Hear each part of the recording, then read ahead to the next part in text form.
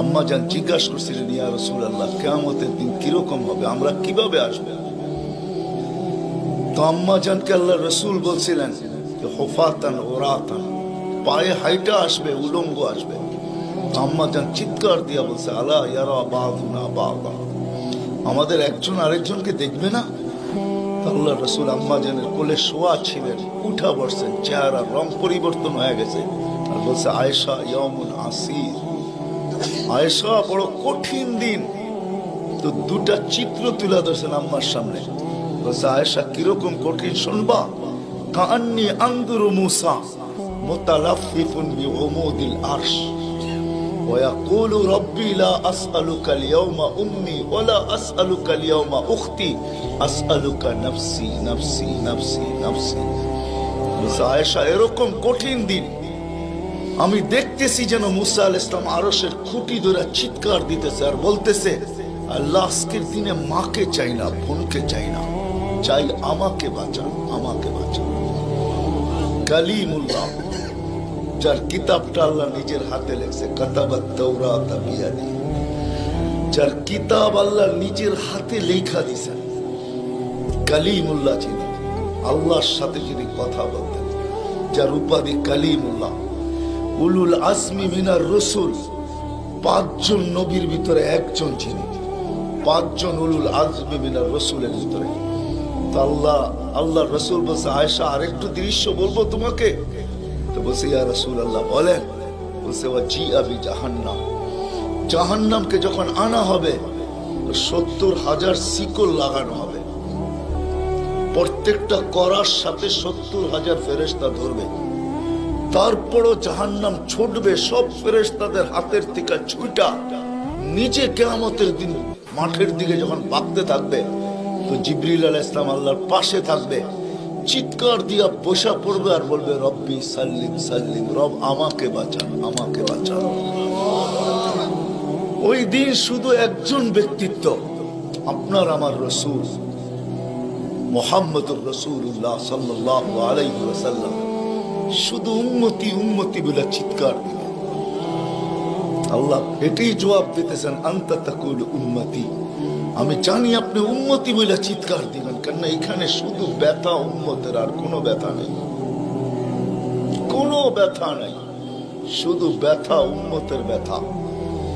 এমন এক ব্যথা দিলের ভিতরে ছিল, তো বলছে আপনি উম্মতি বলে চিৎকার দিবেন, আমি বলবো রহমতি রহমতি, 99 রহমত রাখা আছে, সালতো তা, ওই দিন আপনি চাবেন আমি দিব, শাফি তুসাফা, আপনি সুপারিশ করবেন আমি মঞ্জুর করব। আর এক রিওয়ায়াতে আল্লাহ বন্ধুকে সান্ত্বনা দিয়েছেন, বন্ধু আনা মালিকি ইয়াউমিদ্দিন আনতা সাহিবা ইয়াউমিদ্দিন, আমি কিয়ামতের মালিক বটে কিন্তু বাদশা কিন্তু আপনি, আমি মালিক কিন্তু বাদশা আপনি। ব্যথা ছিল, ব্যথা।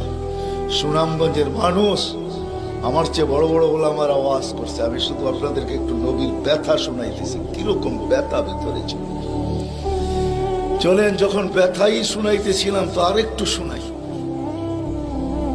প্রথম সিংহায় ফুতে সব ধ্বংস হয়ে যাবে, এটাকে নফখাতুল উলা বলে, কিয়ামত যেটাকে বলে।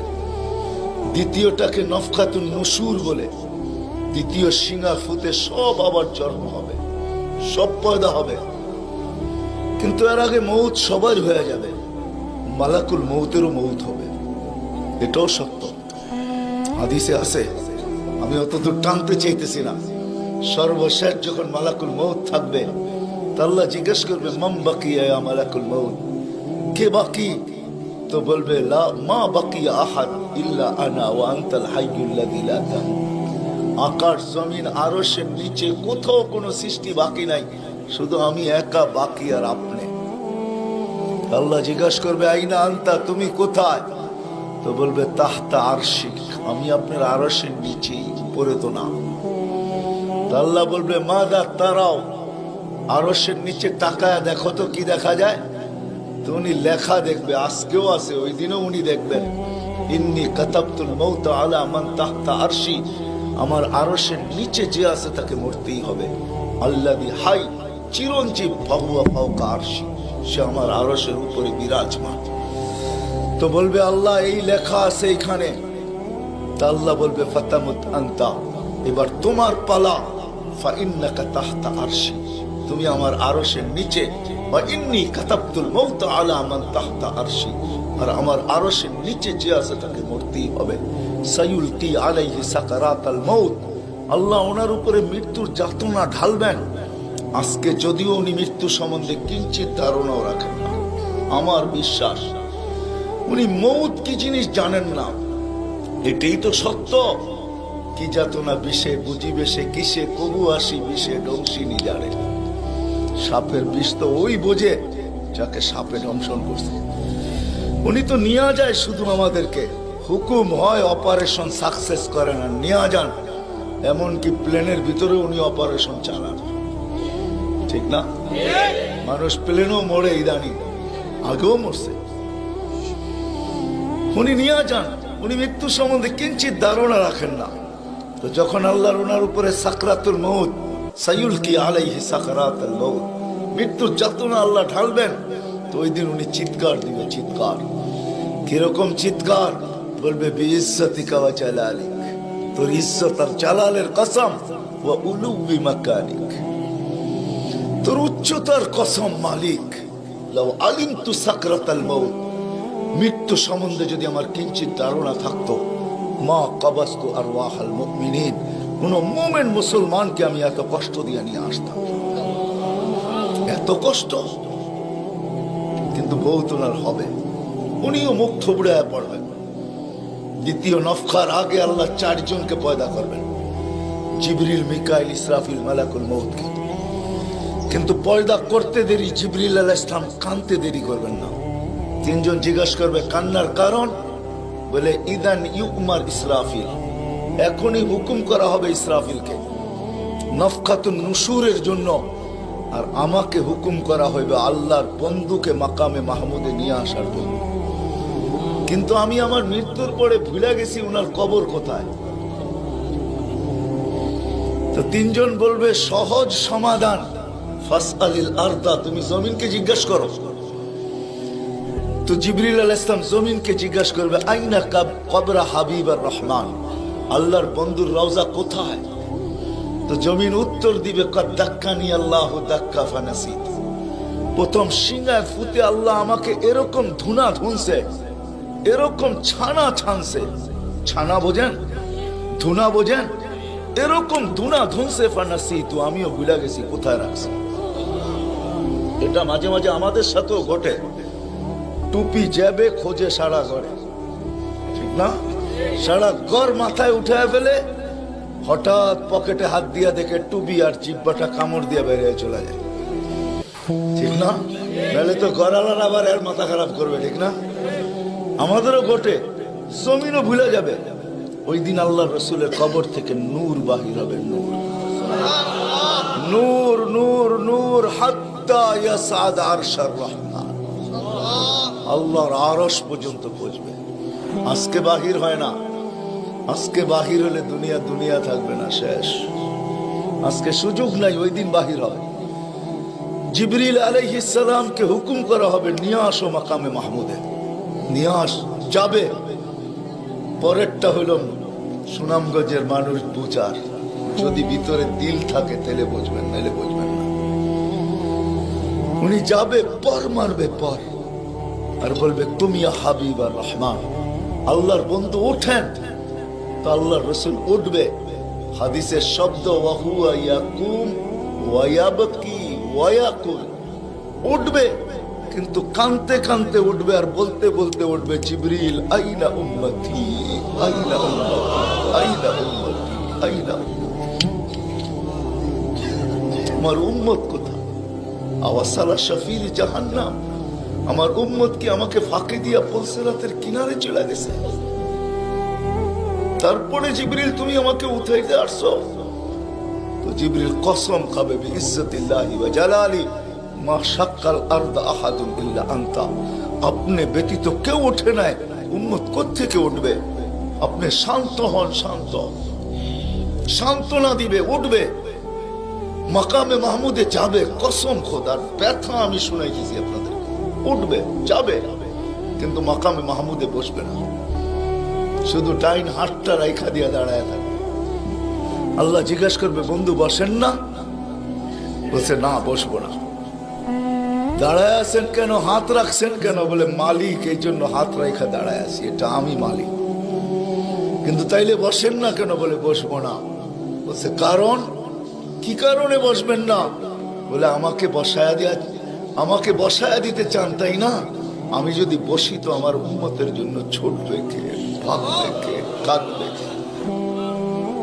হাউজে কাউসারে যাবে কে? উম্মতের ঠোঁটে লাগায়া পেলা পান করায়া দিবে, পানি পান করায়া দিবে কে? মিজানের পাশে দৌড়াবে?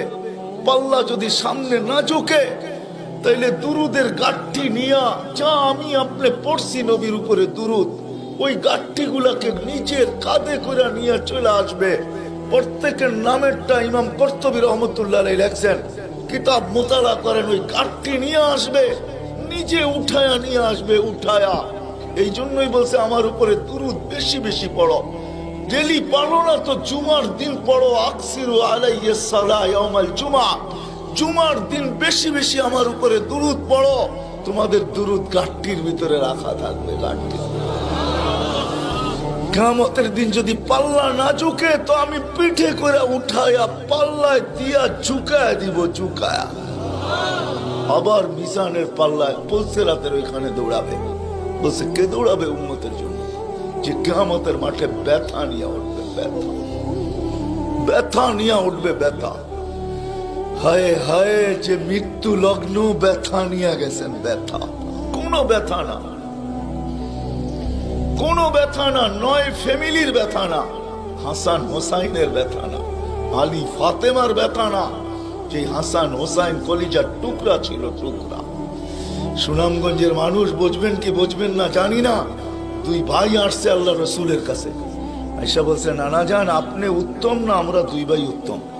সাইয়্যিদুল আউয়ালিন ওয়াল আখিরিনকে জিজ্ঞাসা করে, যার সুবাদে সমগ্র জগৎ তৈরি, যার রহমতের ছোঁয়ায় সব অস্তিত্ব পাইছে, আমিও আপনাও সমস্ত সৃষ্টি, আরে সমস্ত নবী রসুল যার রহমতের ছোঁয়ায় অস্তিত্ব পাইছে, তাকে নাতি দয় জিজ্ঞাসা করতেছে, নানা জান আপনি উত্তম না আমরা দুই ভাই? আল্লাহ রসুল সাদা সিধা জবাব দিচ্ছেন, আমি উত্তম, খায়রুল বাশার, আমি উত্তম। দুই ভাই হাসা দিছে। আল্লাহ রসুল জিজ্ঞেস করছে, আসলা কেন? নানা জান জবাব হয় নাই। মানি আমরা দুই ভাই উত্তম। প্রমাণ? আপনার আব্বা আমাদের আব্বাজানকে চিনেন? তো বলছে, বলো তোমাদের আব্বাজান কে? আলিউল মুর্তাজার পুরা মানাকে পরিচয়। আমি সিলেটও বলে আসছি, আমার বড় আফসোস লাগে, বাংলাদেশে হাজারো ওয়াজ হয় সারা বছর, কিন্তু আজ পর্যন্ত একটা ওয়াজের ব্যানার পাইলাম না যে শানে সাহাবা, শানে সিদ্দিক, শানে আবু বকর, শানে ওমর, শানে ওসমান। বহুত কম ব্যানার পাই শানে রিসালাত, আল্লাহ রসুলের শান। চিনি না বিদায়, রাগ হবেন না, আজকে চিনি না বিদায়। প্রত্যন্ত অঞ্চল সুনামগঞ্জের সাথে আজকে যোগাযোগ বড় ভালো, আপনাদের হাইওয়ে বড় সুন্দর, গাড়ি বড় স্পিরিটে চলে, কিন্তু একটা দিন ছিল এখানে যোগাযোগ বড় দুর্গম ছিল। বাতিল এই সুযোগগুলোকে ব্যবহার করছে।